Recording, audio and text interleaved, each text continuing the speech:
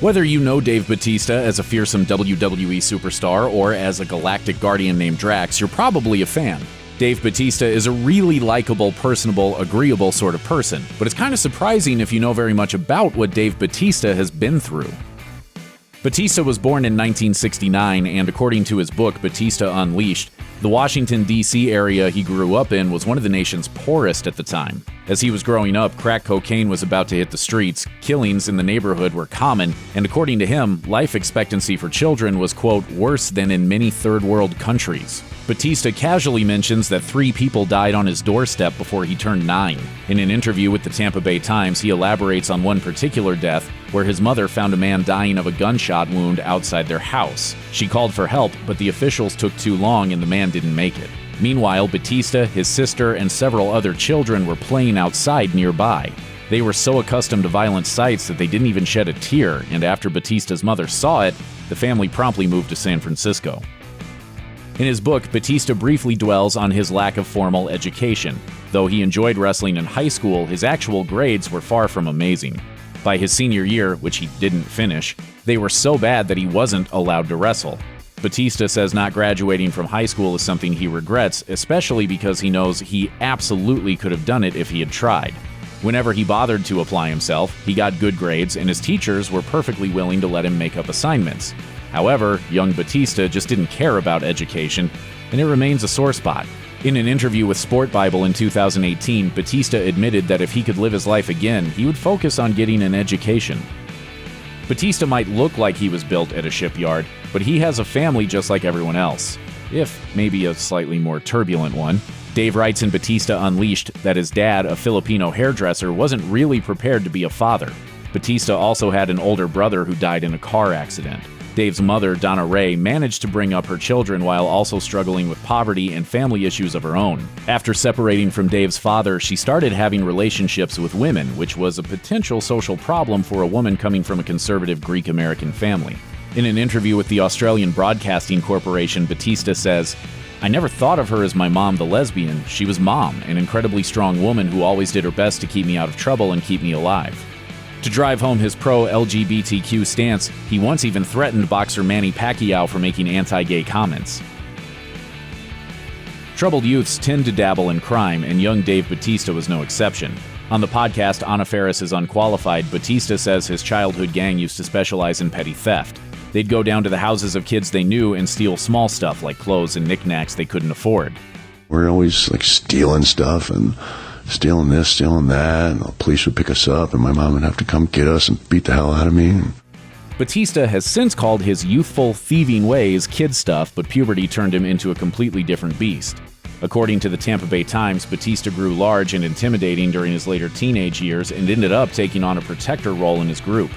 He eventually ended up with an imposing body that made a career as a nightclub bouncer a pretty logical choice. Unfortunately, Bautista turned out to be a bouncer of the splatter variety, and he roughed up unwanted clientele so much he was once even charged with assault.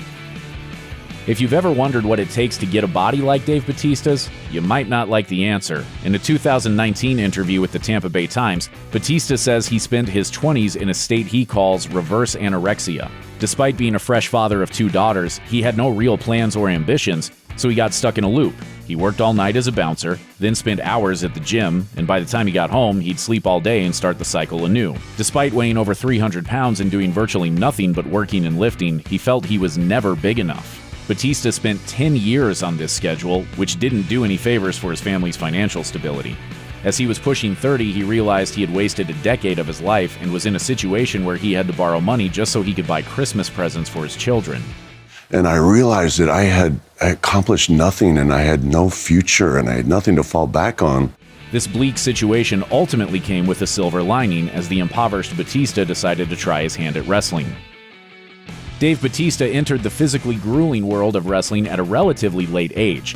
This may be why his first star-making tenure with the company was marred by injuries that sidelined him for months at a time. According to Bautista Unleashed, his first serious injury was a triceps tear that sidelined him for 7 months in 2003. Bleacher Report listed other notorious mishaps. In 2006, he was forced to vacate his WWE World Championship because of yet another torn triceps. In 2008, a similar tear occurred in his hamstring, sidelining him for what was supposed to be 6 to 8 months. He came back in 4 and had just enough time to capture the WWE Championship before a biceps injury forced him to drop the title the very next day. A lower back injury later stopped him from completing a scheduled circuit of shows. In 2006, Bautista allegedly got into a real backstage fight with fellow wrestler Booker T. WrestleView reports the fight took place when the men shot an ad for the upcoming SummerSlam. Bad blood had supposedly been brewing for quite some time because of Bautista's bad attitude. His relatively quick rise to the top of the food chain and lack of humility had angered many of his colleagues. Colleagues were also reported to be quite happy with the way Booker T stood up to Bautista, hugging and high-fiving Booker afterward. WrestleView also reported that Bautista confirmed things had been escalating for a while. It must be noted, though, that the initial reports of the fight's legitimacy appear to have come from the WWE itself, and Bautista and Booker T were promoting their title match at SummerSlam. According to Forbes, there have been allegations that Bautista was aided by every dishonest athlete's best friend, steroids. In 2007, the aftermath of the Chris Benoit case led the WWE to take a long, hard look at the company's wellness policy, and an ESPN report eventually linked Bautista and a number of other wrestlers to a large doping ring. Bautista strongly denied the allegations and insisted that he was both tested regularly and operating, quote, in full compliance with the WWE wellness program.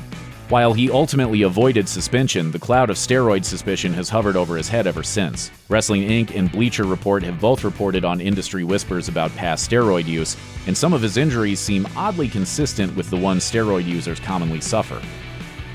According to Sportskeeda, Bautista has quit WWE twice, in 2010 and 2014.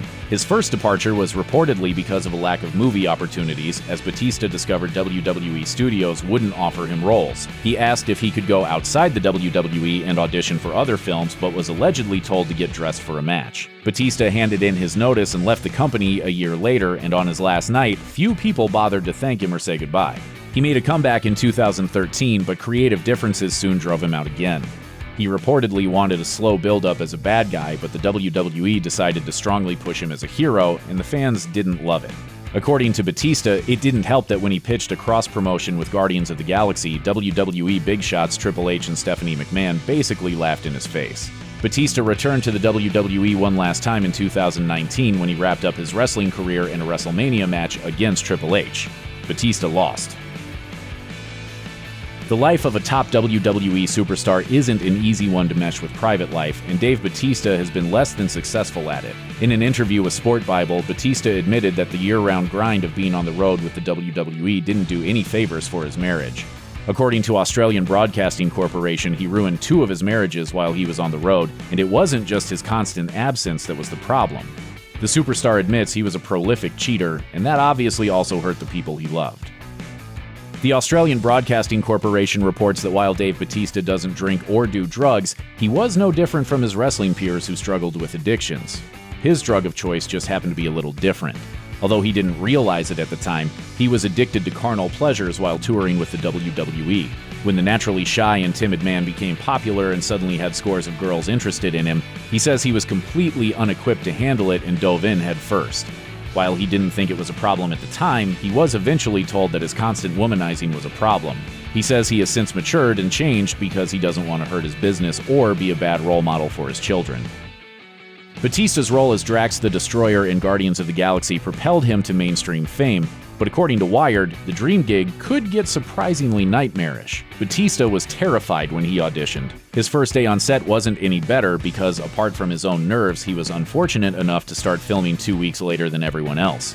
When he arrived, the anxious giant had to scramble to catch up. When the existential terror went away, physical discomfort took over. The role required buckets of makeup and body paint, which took 4 hours to apply and another hour and a half to remove. Because the full upper body treatment didn't really allow the actor to sit down, he had to go through the entire process leaning on a saddle-like perch. However, getting it all put on wasn't as bad as having to don the Drax costume for many consecutive days. He says that by the 3rd or 4th day, his skin started to get sensitive, and by the 6th consecutive Drax day, he just wanted to peel his skin off. A large, muscular wrestler can often carry the stigma of people assuming he's a big, stupid lug, and Dave Bautista faces an extra hurdle. He's dyslexic.